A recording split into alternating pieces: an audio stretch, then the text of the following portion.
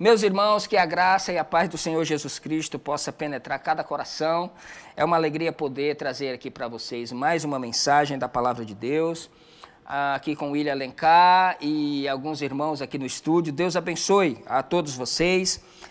E vamos meditar na Palavra de Deus. Vamos lá então, Atos dos Apóstolos, capítulo de número 3.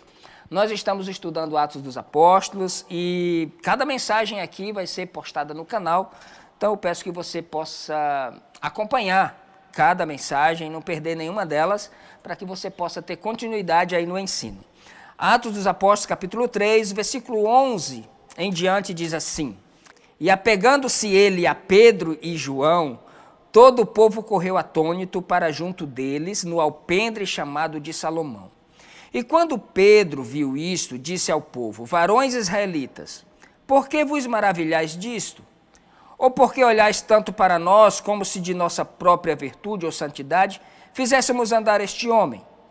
O Deus de Abraão e de Isaque e de Jacó, o Deus de nossos pais, glorificou a seu filho Jesus, a quem vós entregastes e perante a face de Pilatos negastes, tendo ele determinado que fosse solto.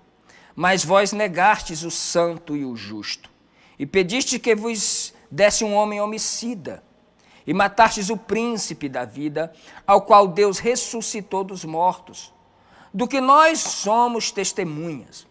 E a fé que é por ele, deu a este, na presença de todos vós, esta perfeita saúde. E agora, irmãos, eu sei que o que fizestes por ignorância, como também os vossos príncipes, mas Deus assim cumpriu o que já dantes pela boca de todos os seus profetas havia anunciado, que o Cristo havia de padecer. Arrependei-vos, pois, e convertei-vos, para que sejam apagados os vossos pecados, e venham, assim, os tempos de refrigério pela presença do Senhor. E envia a ele o Cristo Jesus, que já dantes vos foi pregado, ao qual convém que o céu contenha até aos tempos da restauração de tudo, dos quais Deus falou pela boca de todos os seus santos profetas, desde o princípio. Porque Moisés disse: o Senhor, vosso Deus, levantará dentre vossos irmãos um profeta semelhante a mim, a ele ouvireis em tudo quanto vos disser. E acontecerá que toda alma que não escutar esse profeta será exterminada dentre o povo. E todos os profetas, desde Samuel, todos quantos depois falaram, também anunciaram estes dias. Vós sois os filhos dos profetas e do concerto que Deus fez com nossos pais, dizendo a Abraão: na tua descendência serão benditas todas as famílias da terra. Ressuscitando Deus a seu Filho Jesus, primeiro o enviou a vós, para que nisso vos abençoasse e vos desviasse a cada um das vossas maldades. Meus irmãos, é um texto muito rico. Eu trouxe aqui alguns tópicos para os irmãos, mas longe de esgotar aqui esse texto. Tem muita coisa aqui que a gente pode falar e conversar a respeito disso. Mas do que se trata esse texto? Pedro e João estavam indo às 3 horas da tarde para o templo e entraram pela porta principal, chamada Porta Formosa. Era colocado um paralítico ali para pedir esmolas. E o paralítico, vendo aqueles dois homens se aproximando, estendeu a mão e pediu uma esmola. Pedro e João olham para o homem e dizem assim: olhe para nós. E o homem olhou esperando receber alguma coisa, porque nem todo mundo que dá uma esmola pede para o que está pedindo olhar para eles. E quando ele chama a atenção do homem, olha para nós, o homem olhou esperando receber. Poxa, vem uma esmola muito boa, vem dinheiro aí. E Pedro disse: não temos prata nem ouro, mas nós temos uma coisa melhor. Aquilo que nós temos, nós vamos te dar agora. Levanta-te e anda. Aí o homem deu aquela balançada e Pedro pega pela mão e levanta ele. Lucas, como médico, ele chega a dizer que os artelhos, os tornozelos do homem, que eram todos atrofiados, se firmaram e o cara de um pulo ficou de pé. E aí, quando todo mundo viu aquele milagre acontecer, o paralítico gruda nos dois apóstolos e entra no templo. Ora, o homem curado se agarrou com os apóstolos por causa da cura. Ora, se você recebe uma bênção pelo meio de alguma pessoa, você gera ali uma afinidade com aquela pessoa, né? Só que toda a multidão começou a olhar e achar que eram aqueles dois que tinham feito a cura, né? E por que se juntou a multidão? Primeiro, que o paralítico era conhecido de todo mundo. Todo mundo conhecia aquele paralítico ali. O cara era um paralítico desde o nascimento. Então, ali era o ponto dele pedir esmola. Todo mundo conhecia. Segundo, a cura foi pública, às 3 horas da tarde, na porta da igreja, na porta do templo. E a cura aconteceu na hora da oração, que era a hora onde todo mundo vinha. Juntou-se então aquela grande multidão. O impressionante é que Pedro é quem ordena a cura do homem. Aquele homem não tinha fé para ser curado. Não foi pela fé do homem. O homem jamais esperava que alguém pudesse dar a cura para ele ali. Então Pedro ordena a cura. Eu quero abrir um parênteses aqui e dizer para os irmãos que os apóstolos de Jesus foram escolhidos por Deus para terem esse dom de ordenar a cura. Alguns hoje ainda têm essa questão do dom, mas assim, nesse poder extraordinário aqui, foi restrito a esses apóstolos, esse dom de dizer, levanta-te e anda, entende? E aí, quando ele cura, ordena para que aquele homem seja curado, todos ficaram olhando, achando que era Pedro e João que tinham feito aquele milagre poderoso. O que um pregador faz? Prega. Diante de uma multidão, um pregador prega. Então, Pedro prega. Primeiro ele começa pregando, desconstruindo essa ideia de que a cura viria deles. Ele diz assim, ó, a cura não veio de nós. A ideia que se passou na cabeça daqueles homens é que a cura vinha deles dois. Primeiro ele desconstrói tudo isso. Por que vocês estão olhando para mim, olhando para nós, como se a cura viesse de nós? A cura não veio de nós. A cura veio de Jesus. Sabe de quem veio essa cura? Veio de Jesus, daquele que vocês mataram aqui. Até Pilatos queria soltar, mas vocês preferiram ficar com Barrabás e crucificar a Jesus. Então, foi desse que o Pai ressuscitou e o glorificou. Foi através dele que a cura veio. E nós somos testemunhas desse Jesus. Isso não é novo, porque os profetas já falaram. Então, ele começa a citar Moisés, começa a citar Samuel e de lá para cá, alguns dos profetas, para embasar o seu texto e dizer que este Jesus foi glorificado, por isso que aquela cura estava acontecendo. Que esse Messias, o Filho de Deus, apesar deles não terem reconhecido, agora estava chamando todos eles à reconciliação. E outra vez Pedro chama todos ao arrependimento, para que os seus pecados sejam cancelados e venha assim tempos de refrigério. Eu quero com esse breve resumo aqui, irmãos, trazer alguns tópicos aqui sobre esta mensagem de Pedro, que ela traz tanta coisa interessante aqui, a gente fica pensando aqui, não dá para a gente, em 40 minutos, falar aquilo que tem para falar aqui, mas vamos lá. Primeira coisa, que a missão do pregador é conduzir a pessoa a Jesus. Essa é a missão de todo pregador, de todo discípulo, de todo aquele que se apresenta como alguém, um transmitidor das boas novas. A missão é conduzir as pessoas a Jesus. Aqui foi através de um milagre. O milagre aconteceu, então Pedro aproveita a oportunidade que se juntou à multidão por causa do milagre, e aí ele prega para conduzir as pessoas a Cristo. Que seja através de um milagre, ou que não tenha milagre nenhum, mas na trajetória do pregador da palavra de Deus, ele precisa aproveitar cada oportunidade que Deus lhe dá para conduzir a pessoa a Jesus. Não é para conduzir a pessoa à igreja, não é para conduzir a pessoa ao pregador, não é para que a pessoa fique um seguidor do pregador, ou um seguidor da denominação A ou denominação B. É para ser um seguidor de Jesus. Outra coisa, todo milagre que acontecer na sua caminhada deve ser explicado assim como Pedro explicou. Ele disse, não fomos nós que fizemos esse milagre, mas esse milagre foi feito para a propagação da palavra de Deus e para a glória de Jesus. Os milagres acontecem como portas que se abrem para que a mensagem seja pregada e o pecador chegue ao arrependimento. A gente não cura ninguém. Nós não curamos ninguém. Você que está aí não cura ninguém, senão por Jesus. Na verdade, Você não prega se não for por Jesus, você não vive se não for por Jesus, você não faz coisa alguma se não for por Jesus. E o próprio Jesus disse, sem mim nada podeis fazer.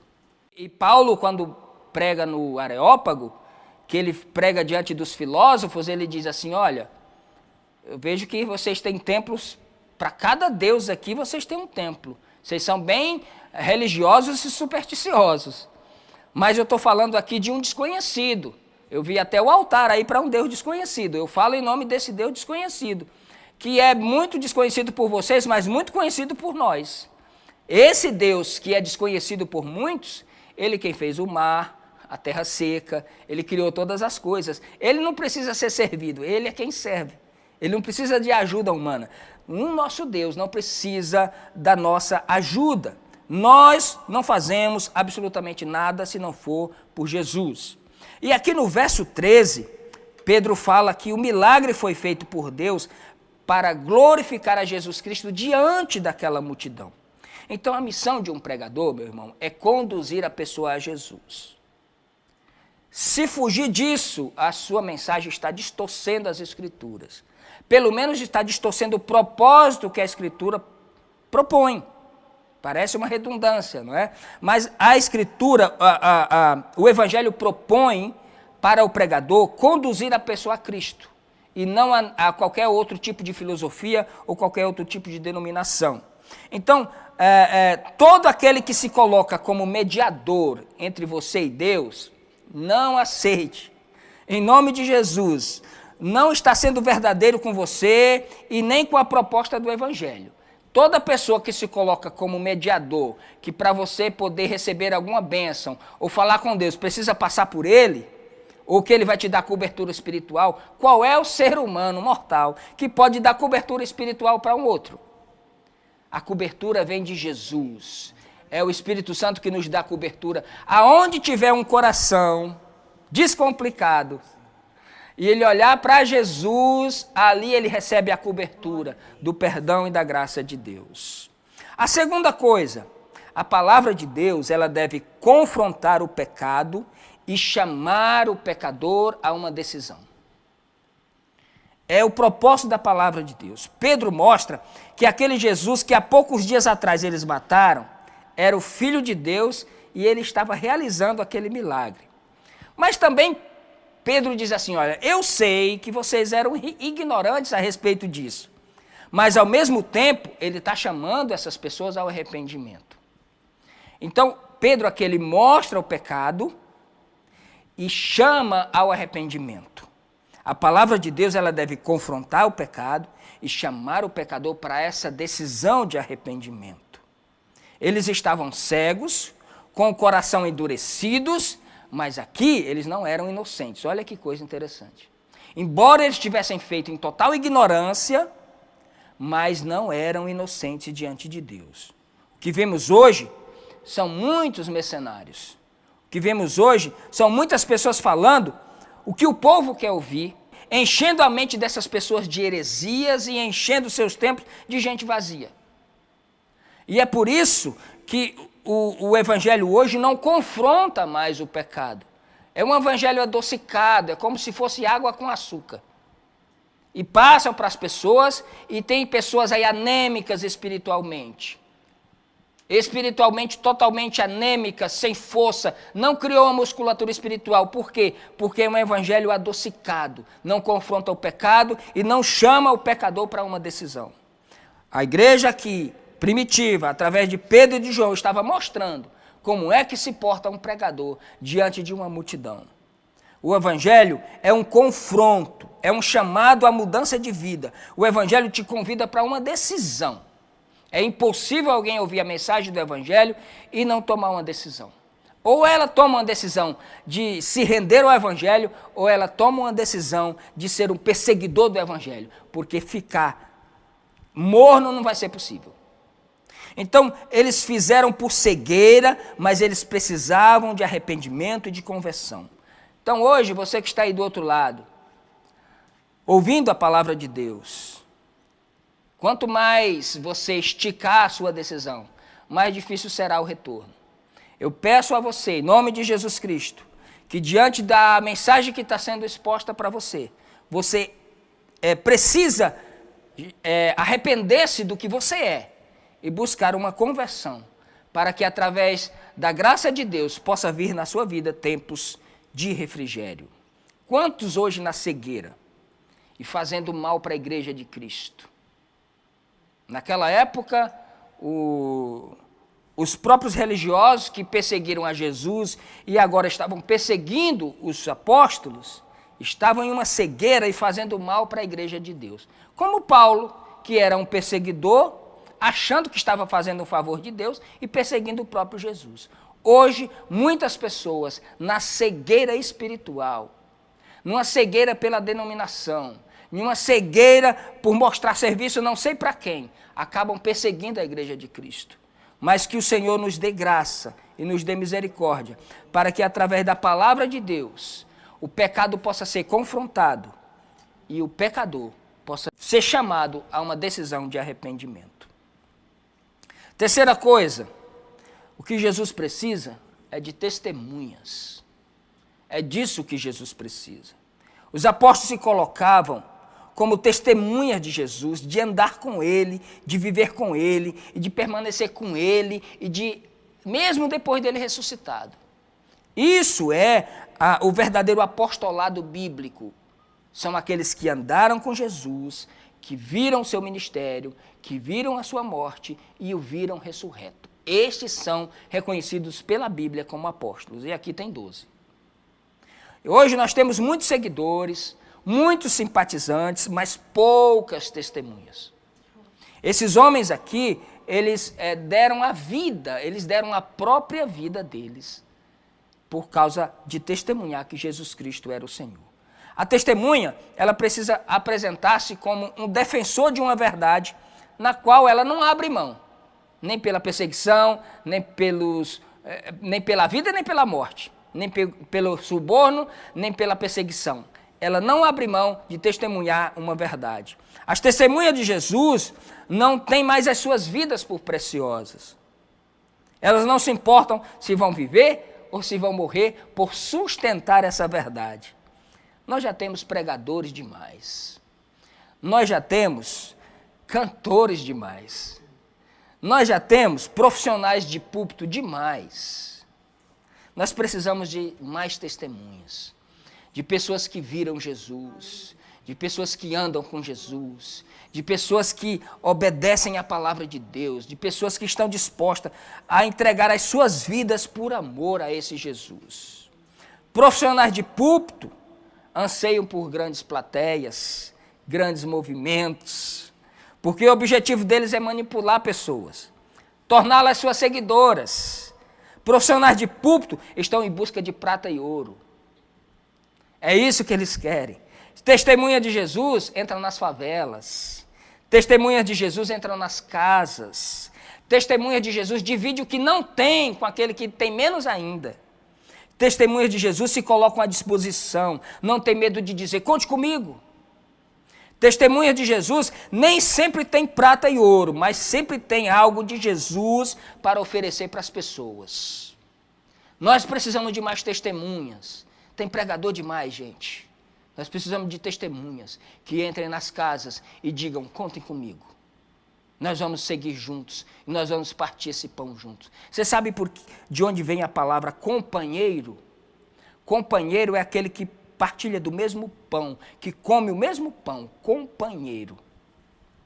Precisamos de testemunhas.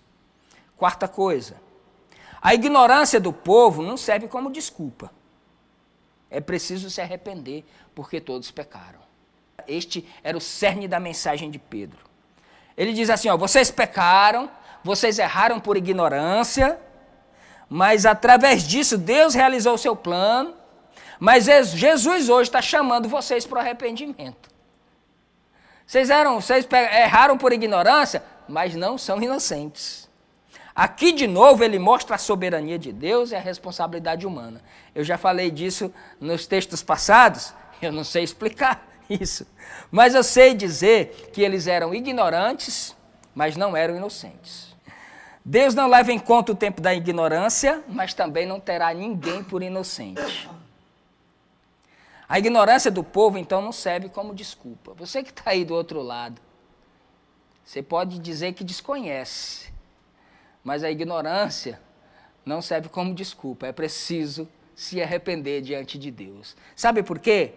Porque a Bíblia nos diz que diante dele todo joelho se dobrará e toda língua confessará que Jesus Cristo é o Senhor para a glória de Deus Pai. Ou aqui ou no porvir. Em algum lugar, joelhos e línguas vão se dobrar e confessar que Jesus Cristo é o Senhor para a glória de Deus Pai. Quinta coisa. Aqui nós vemos claramente a diferença entre religião e evangelho. De um lado, uma multidão religiosa que cumpria os seus dogmas, seus ritos, os seus sacramentos, oferecia os seus sacrifícios. Do outro lado, 2 apóstolos cheios do Espírito Santo, vivendo e cumprindo as promessas de Deus, testificando com a alma livre as grandezas de Deus. De um lado, uma religião vazia, pálida, que matava, que perseguia, que cesseava, que condenava, que fazia acepção de pessoas. Do outro lado, 2 homens pregando o amor, que acolhe, que abraça, que revigora, que dá nova chance, que através do arrependimento e da ação do Espírito Santo, traz refrigério na alma do homem. Ao contrário de que muitos pensam, a proposta do Evangelho não é cessear. A proposta do Evangelho é refrigério. Toda religião que te aprisiona, que te tira a capacidade de pensar, que te poda, não é Evangelho. O Evangelho aproveita a tua capacidade intelectual, a tua inteligência, o teu talento e faz você ofertar isso para Deus com gratidão. A gente vê aqui o William tocando seus louvores, que talento que ele tem de cantar e de tocar e de desenvolver. Isso deve ser ofertado a Deus como um sacrifício suave a Deus. A minha função, meu chamado, o que me pesa muito no coração é expor a palavra de Deus. Então eu tenho que usar isso que eu sei fazer. E a religião não pode podar você. Ao contrário, não é evangelho que você está vivendo. Muito provavelmente você está vivendo dentro de uma seita. Porque a seita, ela pensa por você, ela decide onde você mora, ela decide o que você tem que fazer, ela decide tudo sobre a sua vida e você não pode questionar nada de ninguém. No dia que você questiona, você é crucificado. Isso não é evangelho. O evangelho, ele te dá tempo de refrigério. Ele traz claridade para a tua alma. Se você é inteligente, fica mais ainda. Se você é talentoso, fica mais ainda, porque agora é para Jesus. Se você sabia pregar, se você tinha boa dicção, você fica melhor ainda.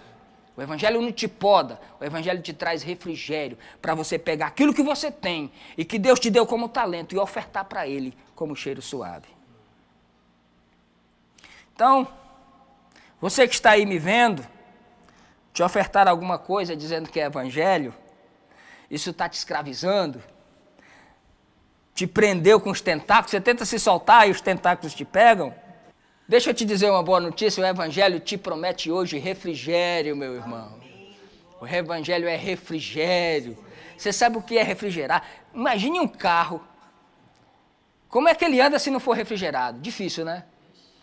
Se ferver, já era. Queima o motor, queima tudo, queima o cabeçote, queima tudo. Assim estão as pessoas querendo andar sem refrigério. Vai bater o motor, meu irmão. Tem que ter o refrigério de Jesus na alma. Você é um pecador que precisa se arrepender para que venha sobre a sua vida tempo de refrigério. 6º lugar, já estou concluindo, tá? Somente Jesus pode trazer no indivíduo tempos de refrigério. A religião não pode, a filosofia não pode, o dogma não pode, o mandamento não pode, por si só o mandamento é fraco. Somente Jesus pode ofertar e trazer à pessoa tempos de refrigério. Ao invés de culpa, de condenação, rejeição, ele traz refrigério. Pedro mostra que esse tempo de refrigério é para todos, ele está dizendo, é para todos, é para gentios e para judeus. Ele falou, Deus de antemão está falando primeiro para vocês aqui. Mas ele vai falar para todos. Não existe diferença entre judeus e gentios. Não tem mais essa diferença entre a igreja e os judeus. Não, é um povo só. Mesmo que os judeus tenham o tempo dele de reconhecerem isso. E Deus fez uma promessa para Abraão e vai cumprir com essa promessa. Mas a igreja é uma só. E aqui Pedro começa a citar os profetas. Ele fala de Moisés e Samuel, que são dois profetas muito extraordinários na Bíblia, né? Samuel profetizou que Jesus herdaria o trono de Davi. Foi Samuel que profetizou isso. E Moisés disse que Deus levantaria um profeta do meio do seu povo, e a ele vocês ouvireis. Então, através de Moisés veio a lei, e através de Jesus veio a graça e a misericórdia. Mas não foram só esses profetas que profetizaram. Miqueias disse que Jesus nasceria em Belém. Oséias disse que ele passaria um tempo no Egito. Jeremias fala do massacre dos bebês. Malaquias fala que ele teria um precursor. Isaías profetiza bastante sobre esse tempo em que o Messias viria e restauraria Israel. Ele disse que nesta restauração completa seria tão grandiosa que o boi pastaria com o tigre e a vaca pastaria com a ursa e nenhum mais agredirá o outro. A criança colocaria a mão na toca da cobra e não seria picada. Esse tempo de restauração ainda virá. Mas enquanto esse tempo não chega, nós já podemos viver hoje, aqui nos nossos dias, esta verdade desse tempo. Ezequiel profetizou novos céus e nova terra. E o livro de Salmos está recheado de profecias a respeito do Messias. São mais de 30. Jesus veio a primeira vez, eles o rejeitaram, mas haverá uma segunda vinda onde eles o reconhecerão. E aqui ele cita os profetas como aqueles que diziam sobre esse tempo que eles estavam vivendo naquele momento. Ele cita Abraão, ele cita Isaac, Jacó, falou, gente, nós somos essa descendência, vocês são os filhos desses profetas. Dizendo que aquele povo seria descendência, como também todas as famílias da terra seriam descendentes de Abraão pela fé. Paulo chega e fala que nós somos descendentes de Abraão, porque cremos em Jesus. Paulo diz que nós somos circuncidados no coração e não na carne. Paulo chama a igreja como Israel de Deus. E Paulo tem essa esperança que os judeus se arrependam. Está tudo lá em Romanos. E a condição é que todos se arrependam e abandonem as suas maldades e tenham os seus pecados apagados, e o Senhor trará em seu ser tempos de refrigério. Ora, se Paulo está pregando para os judeus que tinham lei, que tinham templo, que tinham sacrifício, que tinham as ordenanças de Deus, os mandamentos, que tinham as promessas de Deus, e tudo isso não trouxe tempos de refrigério para aquele povo, imagine nós que não tínhamos nada disso. Entende? A lei é boa, é perfeita, porque foi Deus quem deu, mas ela é insuficiente para trazer refrigério. A tua religião é insuficiente, o teu nome, o nome da tua família é insuficiente para te trazer refrigério.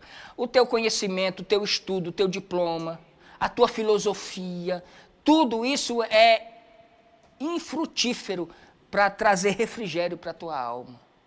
É curta demais a cama da religião, é curta demais a cama da filosofia, não dá para cobrir a pessoa.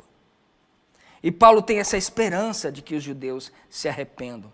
A condição é que todos se arrependam e abandonem as suas maldades. A lei, o templo, os sacrifícios de bode não foram suficientes. O braço da religião, meu irmão, não é suficiente. A sua crença também não é suficiente. Nem o seu pensamento positivo, nem o seu mantra, nem o seu guia, nem o seu sacrifício, nem a sua sabedoria, nem a sua realização, nem o seu bom nome, nem os seus bons princípios, nem os seus bons negócios, nem a sua fama, nem o seu dinheiro, nem o seu reconhecimento, nem nada que você possa produzir como garantia pode trazer sossego para a sua alma e refrigério para a sua alma, a não ser Jesus Cristo de Nazaré. O único que pode visitar os porões da tua alma, as entranhas do teu ser e trazer refrigério, chama-se Jesus Cristo. Todas as outras coisas que eu citei aqui, todas elas têm prazo de validade. Só vão até determinado ponto. Jesus é o único que coloca dentro de você essa fonte de água viva que jorra para a vida eterna. E quando ele conversa com a samaritana, ele disse: ah, minha amiguinha, se você soubesse quem está falando contigo, antes era tu quem lhe pedirias e ele te daria água viva. Ela disse: Senhor, então me dá dessa água, porque eu não quero vir aqui todo dia beber aqui desse poço. Já dá uma vergonha danada, eu venho ao meio-dia que é para ninguém me ver. Minha vida é um problema terrível. E aí ele disse assim: olha, se você beber dessa água, você volta a ter sede. Mas se você beber da água que eu lhe der, você nunca mais terá sede. E aí ela pediu a água e Jesus disse que vai chegar o dia, e esse é o tempo, em que os verdadeiros adoradores adorarão o Pai em espírito e em verdade. Ele disse: olha, a água que eu te der, ela vai fazer de dentro de você uma fonte, jorra para a vida eterna. Significa que nunca se acaba. O que faz refrigeração no motor do carro? Não é água? É isso? O que refrigera o motor? Não é água? É água. O que refrigera a alma do homem? É a água que Jesus dá. Se você beber de qualquer outra cisterna, cuidado, tá ruim, vai queimar o seu motor. Mas se você beber da água que Jesus lhe der, vai ter a sua alma refrigerada em Cristo Jesus. Sétimo e último ponto. Jesus está vivo e agindo através de nós. Jesus mostrou ali que estava vivo, curando aquele paralítico, para que a porta da palavra se abrisse e Pedro pregasse com ousadia e autoridade, mostrando o pecado dos homens e chamando ao arrependimento. O Senhor ainda está vivo, realizando os seus milagres hoje em dia, e esta é a maior prova de que nós precisamos da ação do Espírito Santo para realizar o trabalho de evangelização. Sem o Espírito Santo, sem Jesus, não podemos fazer nada. Sem mim, nada podeis fazer. Jesus está vivo. E Jesus é livre. E Ele chama de todos os lugares. Aliás, a igreja de Jesus Cristo, a verdadeira igreja que ouvirá o toque da trombeta, só Ele conhece. A Bíblia diz que quando a trombeta tocar, o Senhor enviará os seus anjos aos 4 ventos da terra para reunir os seus escolhidos. Olha que coisa interessante. Imagine que às vezes a gente até por arrogância chega a dizer que se não fizer parte de determinadas liturgias ou determinadas denominações, a pessoa não é crente. Mas Jesus tem a sua igreja espalhada como sal nos 4 cantos da terra. E quando a trombeta tocar, os anjos irão recolher esses escolhidos.